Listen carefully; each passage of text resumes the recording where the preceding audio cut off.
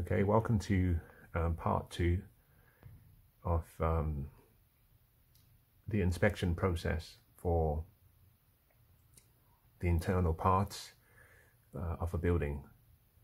In the prior session, I went through a number of initial tasks that I felt were necessary as part of your viewing process. I provided, I believe, 9 or 8 different tasks, and in today's session I will aim to build on what we discussed thus far. Now, when you are viewing the property, think about how each space within the property makes you feel, and then consider if the property provides you with the opportunity to create an even more special home for yourself or for other people. Now, the point I'm making here is, depending on the type of property you are inspecting, every property is unique. The uniqueness of the property might come from the architecture, it might come from the age, it might come from its features, it might come from its beauty, it might come from its functionality, the utility of the spaces, the flow, interconnection between each part of the house. So when you are viewing a property, one of the things to keep in mind is, how do you feel about the property when inside? And try to imagine how the property will be perceived by other people. Keep that in mind. Now, as a society, I say that because we are spending more time at home than we ever did. And the time we're spending at home is necessary for a number of reasons. Over the last 2 years, we've had the shelter-in-place regulations, and that has accelerated and introduced a lot of people to a different lifestyle that they never envisaged that they could actually live or lead. We're working from home, we're schooling from home, and for other lifestyle choices, we are certainly spending more time at home. Now, whether you are buying a property for your personal use or for rental to generate an income or for business, you have to be mindful as to how each space in the building can be used, and how each space will make the occupant feel. The reason I say this is because anxiety, stress, and other mental health related illnesses are amongst the most reoccurring ailments in our society today. It's no longer physical, it's now become a combination of physical and mental.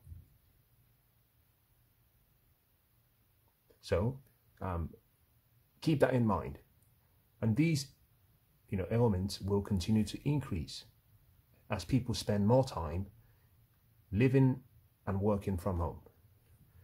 Now, when buildings are designed properly, buildings can play a huge role in trying to alleviate a lot of these feelings. That is usually accomplished by how the building is set up, how it was designed, considerations made by the architect, by the interior designer. And this is partly why a lot of people are drawn to specific types of interior decor or interior design, because the purpose is to create an environment that is conducive to the type of well-being you're hoping to design for yourself and the life you're hoping to lead. That said, I'd like to provide you with some things to keep in mind in relation to how the property makes you feel. I'll share some things that I keep in mind, some things that I look out for as I do my internal inspection. Now, the first is comfort. If you're not comfortable inside a space, you're not going to enjoy living in the space. It is true that you can improve the interior thermal comfort in a building through several ways, such as insulation, the installation of a double or triple glazing, trying to maximize solar gains, especially during the cold months, trying to minimize solar gains during the summer months, by having a well-designed heating system which will prevent, cold spots in the house. In a lot of period buildings, what you tend to find is, because these buildings were designed very, very a long time ago, sometimes you find that there is some radiant heat or radiant cool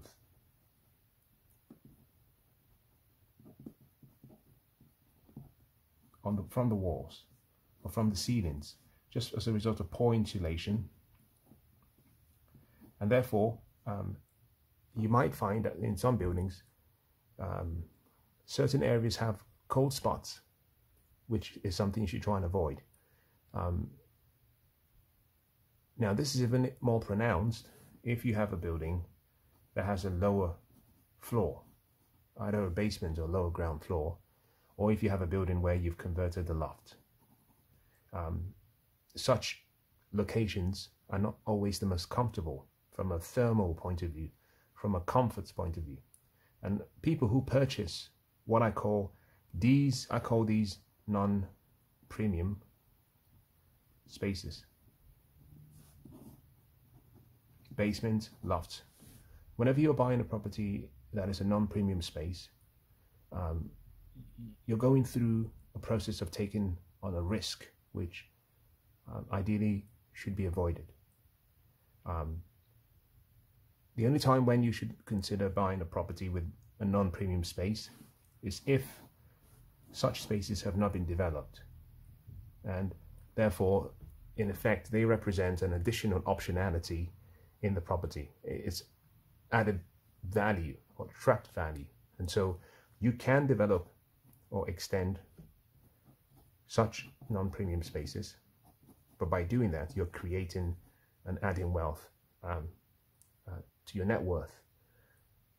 But you should always avoid buying a loft converted building, or avoid buying a building that is positioned in the lower ground floor or in the basement.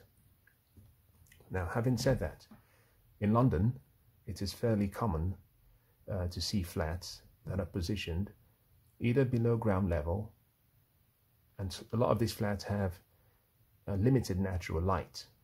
They have poor air quality.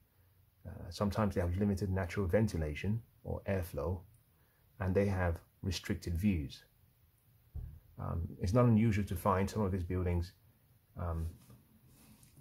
Imagine this as a converted building, and it has a ground floor, first floor, and a second floor. And let's say it has a lower ground floor, and it has a light well. And the lower ground floor has been sold as a separate, let's say, one-bedroom flat. And in some of these buildings, this is the street level. The view from the property, all you see is a wall. So you have restricted views, which is not necessarily great. You have windows that open up to a wall or a light well. And so the quality of air, the airflow is restricted. Now, it's not unusual to find that in certain locations, these properties are marketed by agents under so many different types of gimmicks.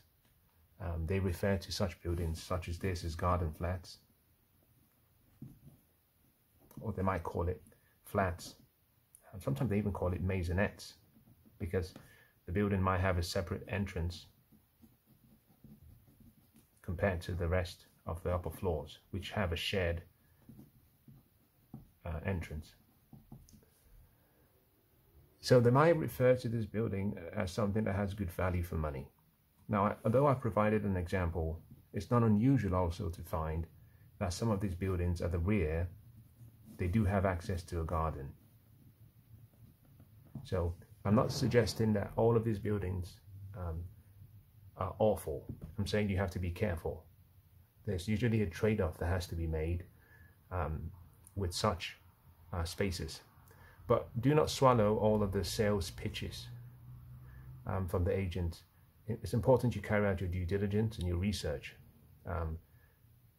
because sometimes you would find, as we normally tend to observe about life, there are no hard and fast rules. Lower ground floors or loft conversions can be, in some instances, very beautiful apartments. And in other instances, they can be very awful apartments. It's not unusual to find some loft conversions, and they overheat during the summer, and during the winter they freeze, simply because the level of insulation provided is not sufficient. But that said, a lot of the reasons why you have issues in loft conversions is because usually the person who's carried out the works has done it under a budget, and the person is looking to make money. Whereas if you were to have bought this entire building and you were carrying out the loft conversion yourself, because you'll be providing this as an addition to your house, you might spend a lot more money to make sure you get the best quality.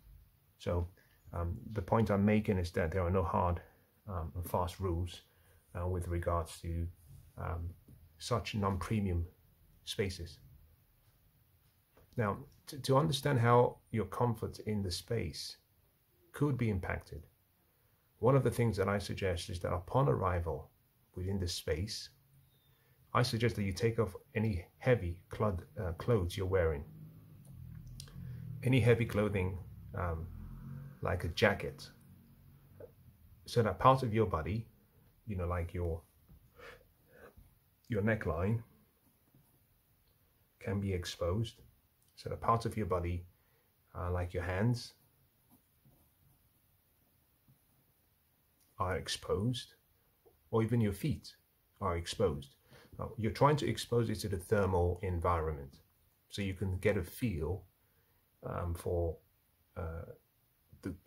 the comfort level in the space. Usually this is useful if the property you're buying is in good condition. Obviously, if you're buying a property that needs to be refurbished, then this principle will not apply. But if you walk into a house that already is habitable or is occupied by the seller or by tenants, you should get a feel for the level of comfort in the space. There are some spaces within properties that do not have direct or reflected sunlight. So for example, assume this to be the property,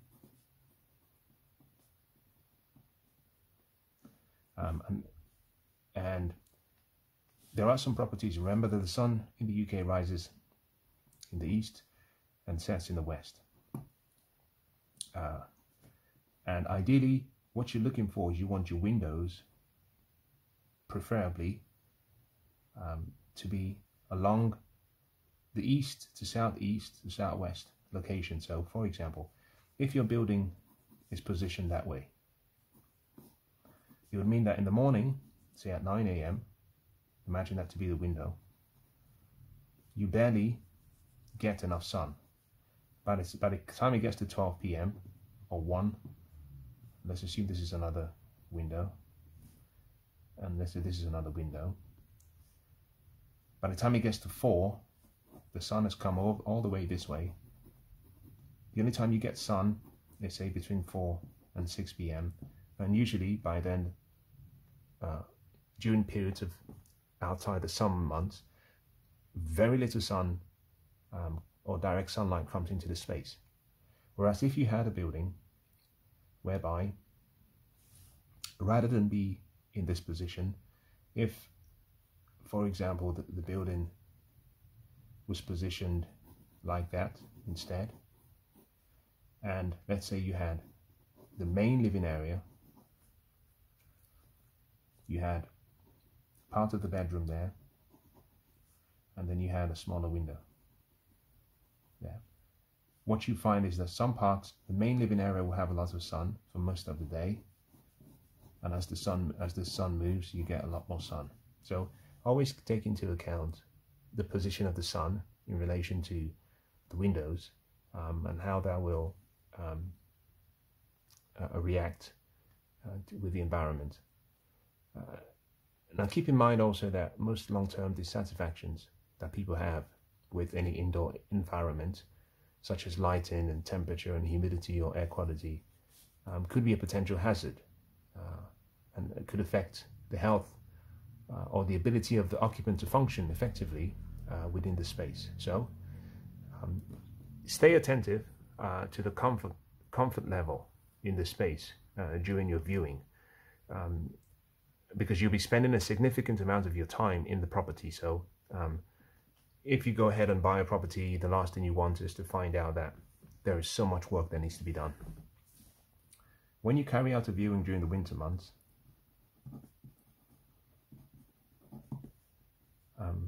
the comfort level will be different to when you carry out during the summer or autumn or spring. So just keep in mind that in the winter you're looking out for different things. Temperature is usually the most important. Whether you're getting some cold spots in the house, whether the walls are cold. During the summer you're looking for signs of overheating, whether the space is stuffy, even in this winter you're looking at whether there is some additional sunlight. In the summer you're looking at overheating, you're looking at ventilation, cross ventilation, so air moving from one space to another. This is something I mentioned in one of the prior sessions, that the arrangement of the space, living room, bedroom, toilet, let's say kitchen, bedroom. The flow into each space is important. So for example, this is a good example. If the windows to the living room are on this wall and the bedroom windows are on that wall, and the kitchen is on this wall, the cross ventilation is very poor. Whereas if the windows were here,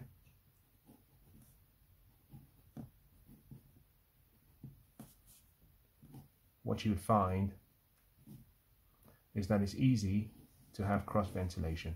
If you keep the doors open, you have a flow of air through the space. So just keep that in mind. Now the second item after comfort, so comfort was the first, the second is air quality, which is, just to build on what I just said, poor ventilation in buildings has been known to exacerbate respiratory or immune or allergy problems. But it can be easily minimized and it can be prevented if you ensure that the air quality in the space is optimal. So for example, avoid rooms that are below ground level. Avoid rooms where there isn't enough openable. So sometimes you might find, a building, a room with lovely windows. The top section of the window is not openable. The bottom section may be openable, but if you look at the window from the side, maybe you can only open the window this much, which means in order for air to come into the space, it has to go through this convoluted route. Always pay attention to the window design. You want easy to open windows. My favorite windows are sash windows. So you can open the window this way and you just push this up and the window comes, the lower section goes that way, and Sash windows, you can always push the upper section, upper pane downwards. So you can push it up or put it down, which means once the window is fully open, all of this floor area is open for air to flow. I do not really like a lot of the aluminum, plastic or windows that are designed in such a way that they open that way, or they open this way, but in a very restricted position. So keep in mind and pay attention to air quality. Fully openable windows is a must. You want windows that open directly into the atmosphere. You want to avoid windows that open into an alleyway, a basement, a boundary wall. It's not unusual to find that some buildings,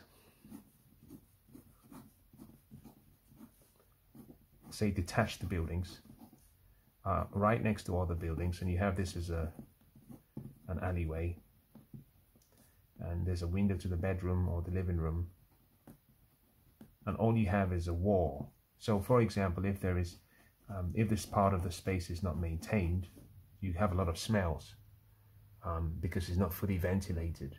So avoid buildings and avoid rooms and avoid properties that have windows in positions that do not allow for unrestricted passage of air into and out of the building. Very important, especially in the bedrooms, because that's where you spend most of your time. Most of us spend about 8 hours in bed, and especially during the summer, most of the windows are open, and you need to have, you know, good air, clean air, fresh air. But certainly for newer buildings and for more expensive buildings, you will have mechanical ventilation, and in a lot of these mechanical ventilated buildings, you have what we call a MVHR, mechanical ventilation with heat recovery. So you have a device, and this device it brings in air from outside, it's filtered, the air goes through what we call a heat exchanger, and it pumps that air into the space, into the various spaces. So this might be bedroom 1, bedroom 2, living room. And so it brings all that air into the space. It takes out the waste air, and then it discharges the waste air to the atmosphere. But the heat exchanger provides a useful opportunity for cold air to mix with the warm air, and so there's a heat transfer that takes place. The air is filtered, is heated, or is cooled sometimes before it's discharged into the space. Now in that case, for buildings that have mechanical ventilation with heat recovery, they usually have much when well designed, they have a much higher rate of ventilation, because it's continuous, it's consistent, and it's filtered. So keep in mind that whilst you might find a building that does not have a lot of natural or openable windows, if it's a sealed building, for example, a high-rise building, most high-rise buildings are usually sealed. Some do have openable windows, but there are some that are sealed for health and safety reasons, and such buildings normally have a mechanical system. So do not worry too much should you find that the building you're looking at does not have openable windows.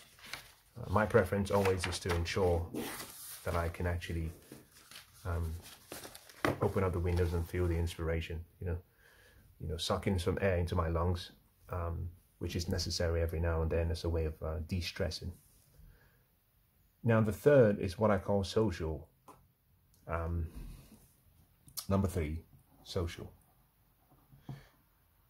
You know, our bodies are unique. We have we have a system, you know, there's a saying that your body is the temple of your spirit.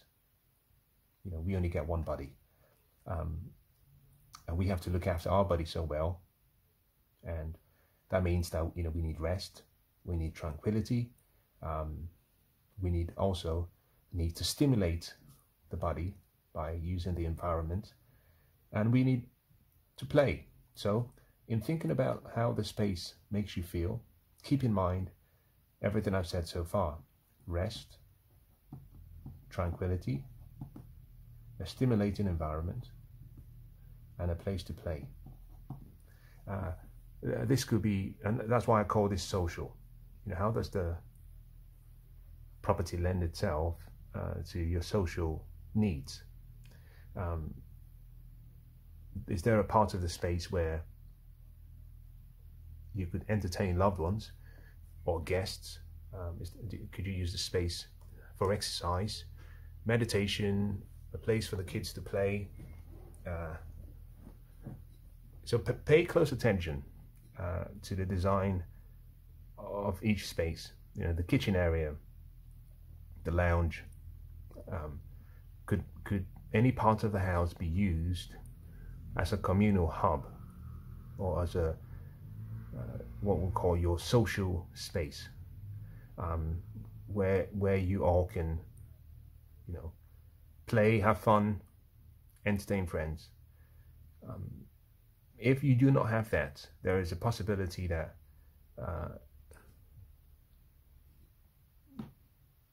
your well-being could be not at its optimal state. I'll give you a good example. For some people would love to do yoga, and you need space. If yoga is your thing, you need space to be able to do your yoga, your Pilates. If you dance, you need space to dance. If you just love to have people around, you need a space large enough to accommodate your friends. Now, even if the space at the time when you view the property, even if you cannot imagine or you cannot see how the space could be used, your imagination can be used in a constructive way to think about creative ideas and creative designs that can be incorporated. I have seen people who had, who have had a house, but a relatively small house, and they had a large enough garden, and what they've done is simply designed an outbuilding. They've made this fully glazed, put some sunlight, and by creating this outbuilding, imagine this to be the plan, and that's the main building. They've literally installed a timber constructed outbuilding with beautiful windows. This is fully openable. You can slide these, you can actually collapse it, slide this all the way down, and this becomes a fully openable space. They've then installed beautiful seating arrangements in this space. So they use this space for entertaining friends. They use it for doing exercise. They use it for doing dance classes. They use it for doing practice for the kids in terms of ballerina, etc. And they still have a garden that they can play in. This was a creative way of saying, well, we do not have enough space inside the building, but we can be creative. We do not have to install a permanent building, so we can install something that is temporary using timber, but it's so beautifully designed. It's eco-friendly, but it's a place where when we have guests, we can take them to the rear part of the building. They don't even have to come into the main building, and in there we can entertain. We can have barbecues. People can sit down and have drinks and play. And during the day, sometimes the space can be used as an office. So daddy or mum can get away from the house, come into the office, but she's also within walking distance from her loved ones and her family. That's a creative way to think about how you can design tranquility, a safe space, a place for play into your preferred home. Keep in mind that Georgian houses, especially Georgian period townhouses in London, do not have private gardens.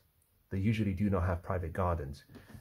I might do a session where I go through the different building types. The Georgians, well, in reverse or in no alphabetical or order. The Edwardian buildings going back, Victorians, the Georgians, well, Edwardian, Victorian, Regency, Georgian, going all the way back to the Smith and Mary, the Tudor, the Jacobean. All of these buildings were designed for different clienteles. Georgian townhouses in London are usually designed around squares, and those squares, the square has a big shared garden space, an open space, and what you find is these are townhouses around that square. So you walk out your front door, that's the street, that's the street, that's the street, and then this is a huge square, a private garden for all of the residents, for them to share. So keep that in mind. They don't have gardens, no gardens. Now, Victorian townhouses do have gardens, but a lot of the Victorian townhouses were designed and are located a little bit out of what we call the center of the town, the city. These are usually in the prime locations in London. So you find these around, Regent's Park, Cavendish Square, Fitzroy Square, and a few others. The reason I'm saying this is because in Georgian townhouses, they're usually very small. They don't have a lot of space. So unlike the Victorian buildings that were designed to be for the suburbs, and the Edwardian buildings that were designed for the suburbs, where you have a lot more space, sometimes you even have a front garden and a rear garden, and then the Edwardian house. Certain buildings of different architectural types do not have as much space. So keep that in mind. Think about your hobbies. Think about what makes you alive, what brings you a sense of peace and happiness. And do not compromise when you're viewing a property. Now let me also say this, that in leasehold properties, sometimes if you're buying a property and it's a convert, let's say you're buying the first flat, and you're buying the leasehold, not the freehold, you're not buying the entire building. It's not the space that is of concern. Rather, sometimes it can be the freedom to use the space as you would wish. Sometimes there could be restrictions in the lease. Some leasehold buildings do come with restrictions, and those restrictions could limit how you can use the space. The restrictions are not usually punitive. They're usually designed so that you're not an irritation or an inconvenience to other people in the building. So keep that in mind. You need to carry out a careful level of due diligence to avoid buying a building or buying a property where you cannot actually use the property as you would like. For example, you're on the first floor and you're a dancer. Certainly, depending on the type of floors, some leases require that you have carpets. But if you're a dancer, you cannot have carpets. You want it to be wooden floor so that you can dance around.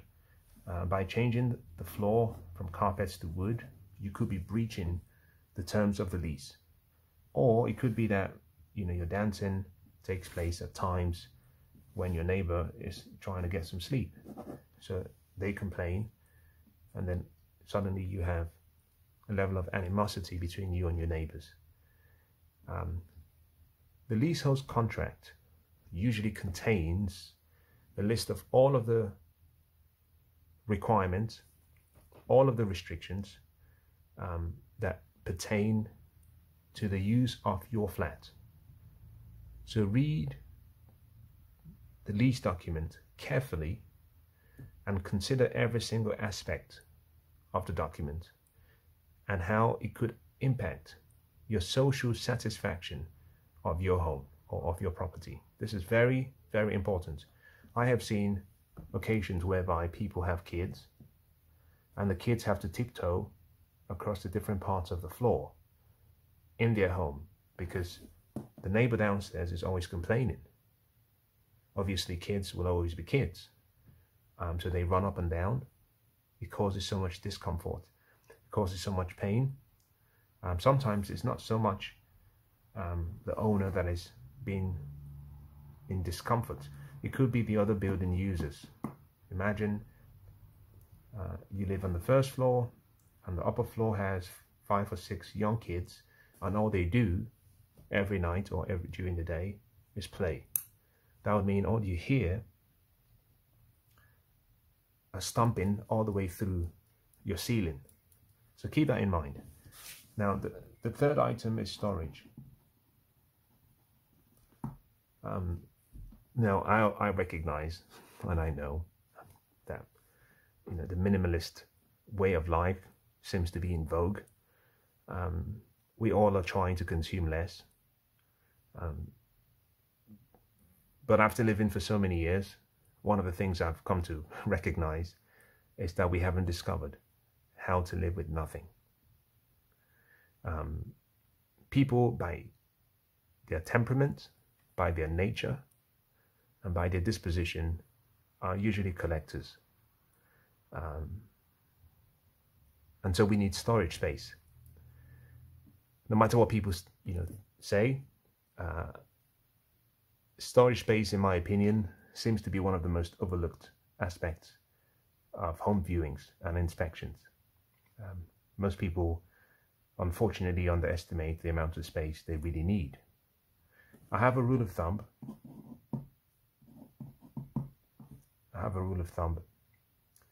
Which is to always double, always multiply by 2.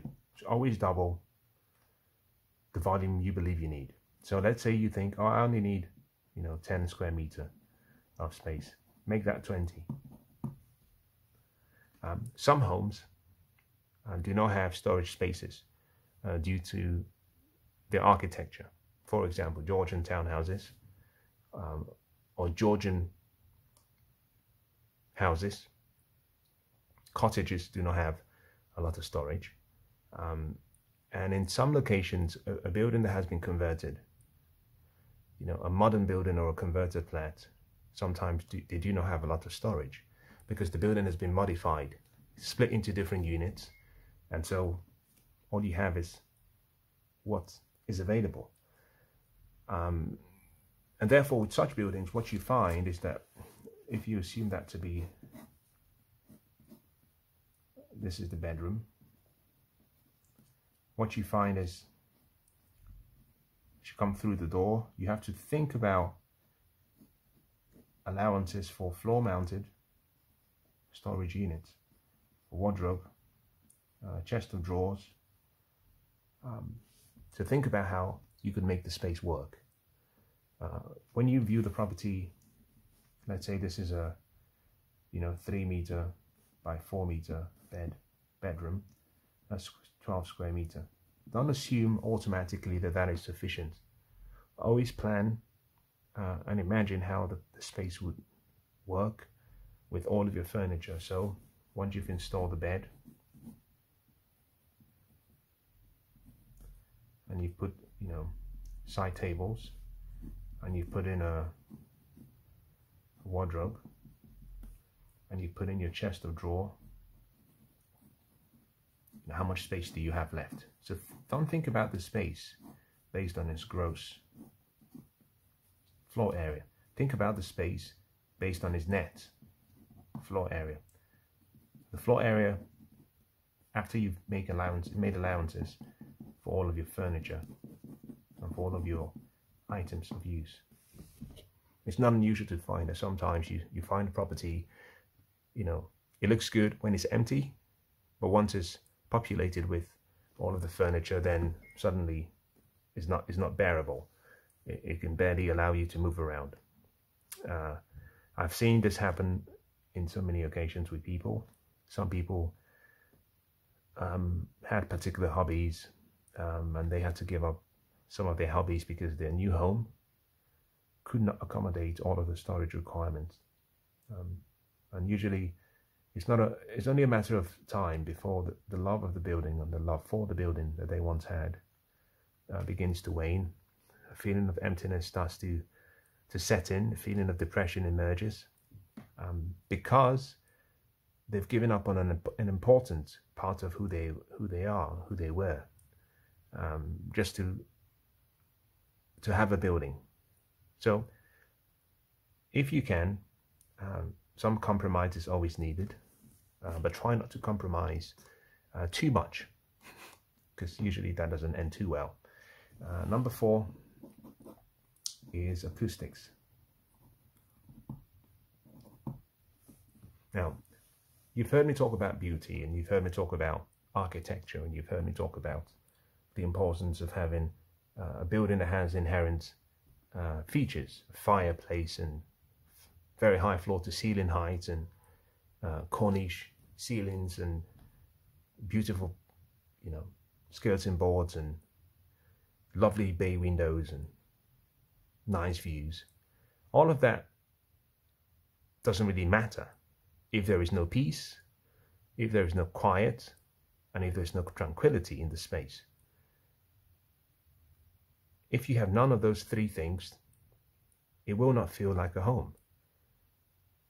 Which is why I made a recommendation in one of the very early sessions that you should try to carry out an informal test during your inspection.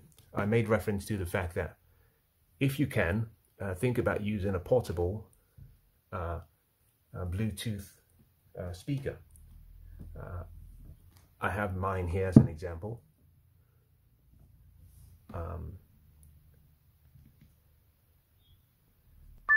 I take this with me. Let me see if I can illustrate, and forgive me for this. But what I do, I'll show you what I do. I will show you what I do.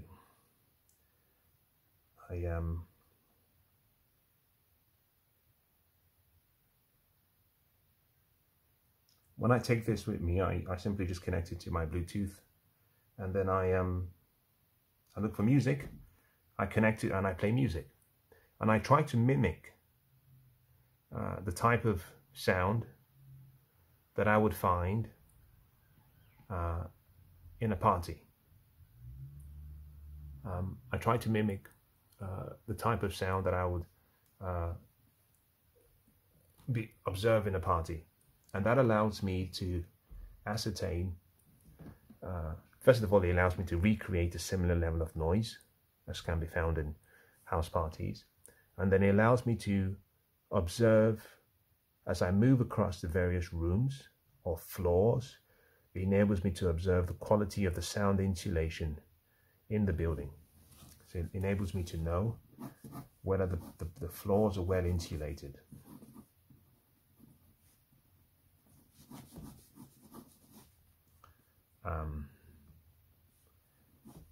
And whether the walls are well insulated. So if it's a flat you're inspecting, stand outside the property in the hallway, put the speaker on, and see what the quality of sound insulation you get from the walls. If it's a house you're buying, move across the different floors and observe the noise travel, the noise transfer, the quality of acoustic insulation across the different areas of the house. So this is applicable to leasehold purchases and to freehold purchases. Yes, if you're buying the whole house, you have to live with the fact that the noise will come from your loved ones.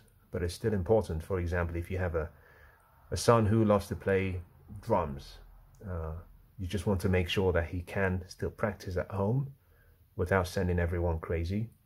Or if you have a daughter who plays the saxophone, for example, if it's not well insulated, then it means you would have to apply some remedial insulation to the various spaces, and that could increase the overall purchase cost.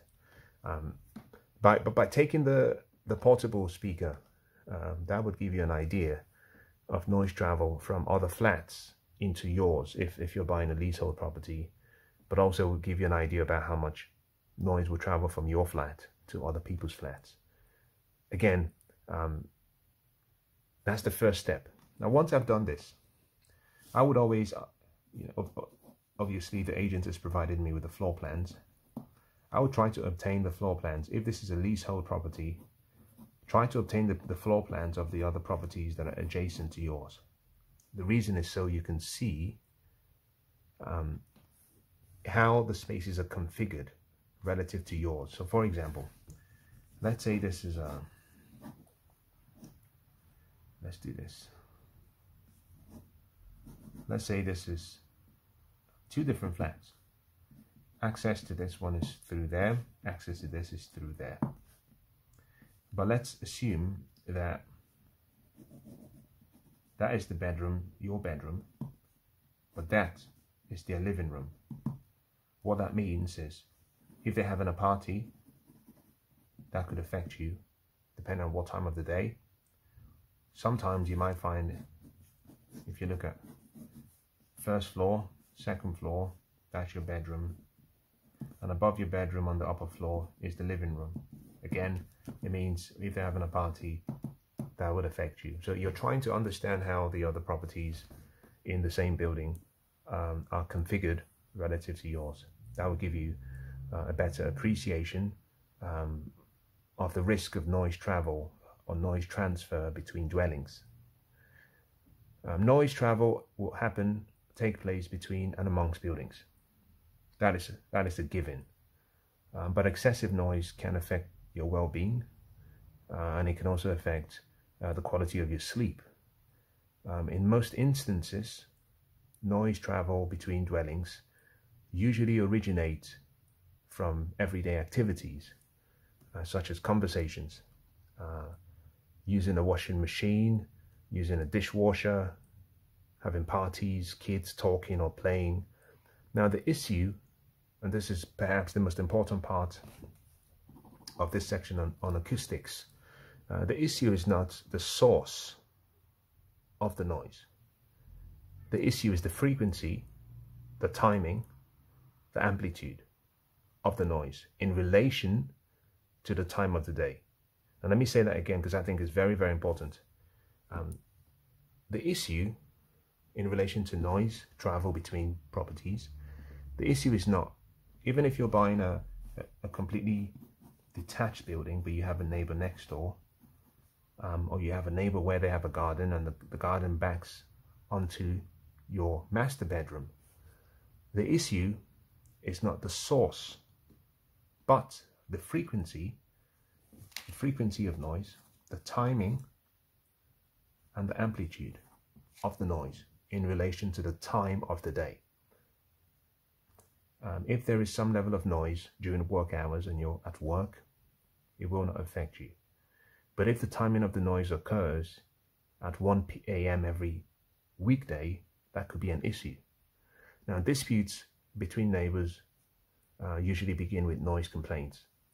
So I try to investigate as much as I can the possibility and the likelihood of excessive noise travel, so that I can minimize any inconveniences at a later date or at a later date. There is a saying, better a little caution than much regret. So keep acoustics in mind. Now finally, number 5, and this is where we draw to a close. Number 5 is access to outdoor space. I've always known how important outdoor space is to people's well-being. But it took the 2020 pandemic to re-emphasize to me of how important it really is. During the lockdown, for a lot of people, could not go out at the early stages of the shelter-in-place regulations and restrictions. And some people who did not have access to an outdoor space really struggled mentally. There is something that is very, very magical about nature. There is something that connects us to nature, and having direct access to a garden, or a patio, a balcony, a terrace, or some form of outdoor space that puts you in unison or in oneness with nature or the natural environment. It's really useful for your health and your well-being.